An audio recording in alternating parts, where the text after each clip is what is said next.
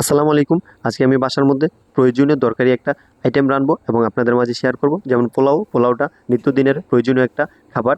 কারণ বাড়িতে মেহমান আসলেই সবার আগে যেটা রান্না করে এটা হলো পোলাও। পোলাও রান্না করার জন্য আমি সর্বপ্রথম চুলার মধ্যে একটা প্যান বসিয়ে তেল দিয়ে তেলটাকে হিট করে আমি করে নেব পেঁয়াজ বেরেস্তা। পেঁয়াজ বেরেস্তাটা আমি পোলাওর শেষে ব্যবহার করব। পেঁয়াজ বেরেস্তাটা আমার করার পরে যেই তেলটুকু থাকবে ওই তেলে আমি দিয়ে দিব একটা ফোড়ন, মসলার ফোড়ন। যেমন আমার আস্তা যে মসলাগুলো আছে সবগুলা নিয়ে আমি ফোড়ন দেব। ফোড়ন দেওয়ার পরে দিয়ে দিব আমি পেঁয়াজ কুচি। পেঁয়াজ কুচিটা যখন অল্প পরিমাণ ভাজবো তখন ব্রাউন কালার হয়ে আসবে, তখন ওই পর্যায়ে আমি দিব আদা বাটা এবং রসুন বাটা।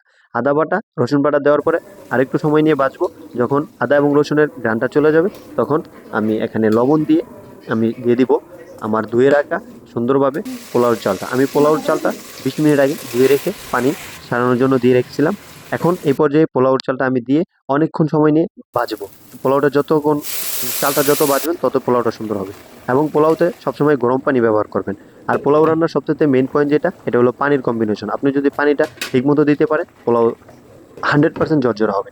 পোলাওর পানিটা দেওয়ার নিয়ম হয়েছে, আপনি যখন 1 কেজি পোলাওর চাল রান্না করবেন তখন আপনি পানি দিবেন 2 কেজি। হাফ কেজি রান্না করলে পানি দিবেন 1 কেজি। তাহলে আপনার পোলাওর রান্না খুব ভালো হবে এবং ঝরঝরা হবে। এ পর্যায়ে আমি যে প্রথমে পেঁয়াজ বেরেস্তাটা করে রাখছিলাম ওই পেঁয়াজ বেরেস্তাটা আমি পোলাওর উপর দিয়ে ছিটিয়ে নিব। পেঁয়াজ বেরেস্তাটা দিলে ঘ্রাণটা অনেক ভালো হয় এবং এটা অনেক সুস্বাদু হয়। আমার পোলাও রান্না শেষ। আর এই যে আপনারা দেখতে পাচ্ছেন এত সুন্দর একটা ডেকোরেশন, এটার পুরাই ক্রেডিট আমার বউয়ের। কারণ তার অনেক ফেভারিট একটা কাজ হয়েছে খাবারগুলোকে সুন্দরভাবে ডেকোরেশন করা।